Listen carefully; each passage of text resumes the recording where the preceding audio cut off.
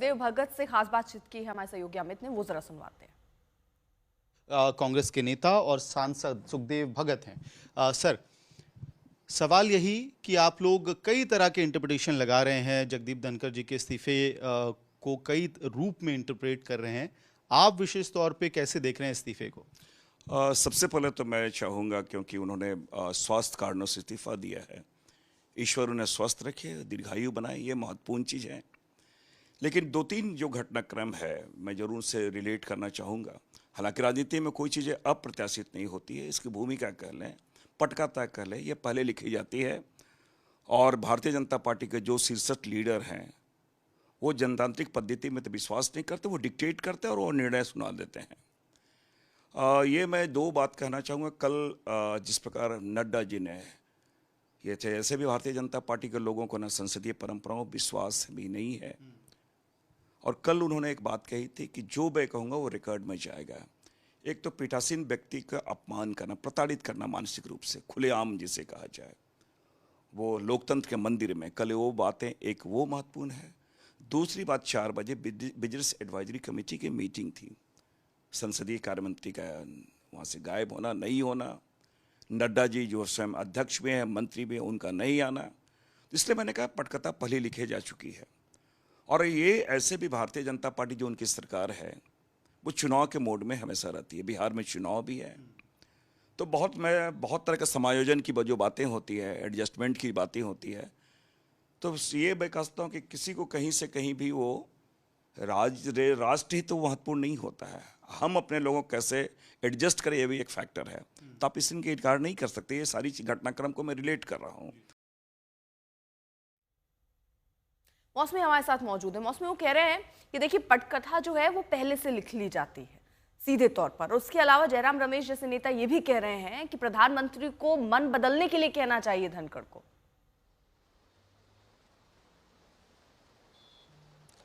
देखिए कुछ तो घटा कि एक तरफ विपक्ष चाहता था कि जगदीप धनखड़ साहब जो चेयरमैन है उनका इम्पीचमेंट हो और उनके खिलाफ वो प्रस्ताव लेके आए थे, और दूसरी तरफ 5-6 महीने में ही कुछ घटनाक्रम ऐसा बदला कि धनखड़ साहब ने इस्तीफा दे दिया। हालांकि उन्होंने स्वास्थ्य कारण बताए, लेकिन कल का जो घटनाक्रम है वो कई बातों पर इशारा कर रहा है। एक तो कि सरकार इसको लेके काफ़ी सख्ते में थी कि एकदम से विपक्ष ने नोटिस दे दिया जस्टिस वर्मा पर राज्यसभा में, जबकि लोकसभा में इतनी कवायद की गई, 100 से अधिक साइन करवाए गए और सत्ता पक्ष और विपक्ष द्वारा कराए गए, तो राज्यसभा में कैसे ये नोटिस इतनी जल्दी आ गया। और इसको लेके विपक्ष गदगद था कि ये हमारी गुगली थी।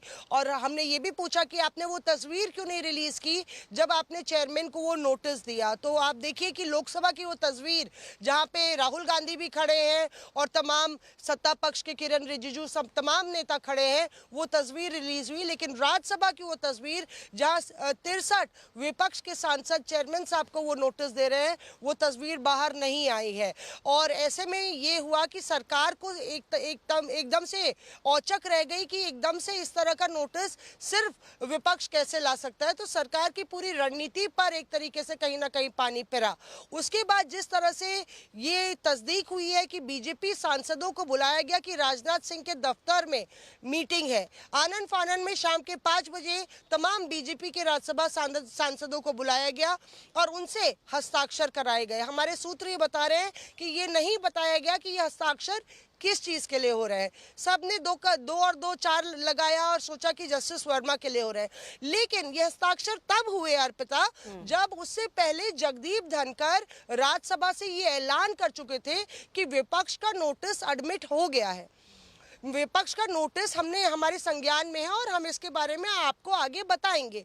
तो उन्हें विस्तार से बता दिया। उसके बाद बीजेपी के सांसदों के हस्ताक्षर के मायने क्या रह जाते हैं। और तीसरी बड़ी बात, अगर आप देखें कि कल सुबह जब खरगे साहब को एक तरीके से खुली छूट दे दी गई, प्रधानमंत्री नरेंद्र मोदी पे उन्होंने जबरदस्त हमला किया, तब जेपी नड्डा साहब ने एक बात कही थी कि nothing will go on record, only what I am saying will go on record. इस बात को लेकर भी विपक्ष के नेता जो है सुगबुगाहट तेज है विपक्ष खेमे में कि ये सब चीजें सरकार को नागवार गुजरी। यानी संजय जी, जो ये जस्टिस वर्मा का पूरा मामला है, ये वजह हो सकती है क्या? क्योंकि और जिस तरह से जेपी नड्डा के बयान को मौसमी यहाँ कोट कर रही हैं, क्या ये सारी वजहें हो सकती हैं क्या? ये सारी वजहें हो सकती हैं, नहीं हो सकती हैं, लेकिन इसमें सबसे बड़ी बात है कि ये इस्तीफा अपने आप में नायाब इसलिए है कि पहली बार ऐसा लग रहा है इस पूरे इतिहास में, पहली बार किसी उपराष्ट्रपति ने संविधान के अनुच्छेद को कोट करते हुए और अपना इस्तीफा दिया है। और इसके साथ ही जाहिर है कि जो परंपरा है, जो संविधान में प्रावधान है, उसके मुताबिक इस्तीफा मंजूर होने की कोई जरूरत नहीं है। इस्तीफा दिया यानी इस्तीफा दिया। राष्ट्रपति के पास इस्तीफा मंजूर करने के अलावा और कोई चारा नहीं होता है। तो ऐसे में जो संविधान कहता है वो ये कि उपराष्ट्रपति ने इस्तीफा दिया तो वो इस्तीफा मान लिया जाता है, और उस इस्तीफे के साथ ही निर्वाचन आयोग के लिए आवश्यक है कि वो नए उपराष्ट्रपति के चुनाव के लिए तैयारियां शुरू करे। और संविधान में कहा गया कि एज सुन एज पॉसिबल, यानी जितनी जल्दी हो सके उतनी जल्दी नए उपराष्ट्रपति का चुनाव होता है, और नए उपराष्ट्रपति इस उपराष्ट्रपति के बचे हुए कार्यकाल तक के लिए चुने जाते हैं। यानी फिर राष्ट्रपति और उपराष्ट्रपति के चुनाव कुछ महीनों के अंतराल पे होते हैं, तो जाहिर है कि फिर उसको फॉलो किया जाता है। तो ये परंपरा है। और कहने को तो ये कहा जा रहा है कि उपराष्ट्रपति जगदीप धनखड़ ने अपना इस्तीफा स्वास्थ्य कारणों से दिया है, लेकिन उसमें राजनीतिक पुट तलाशे जा रहे हैं।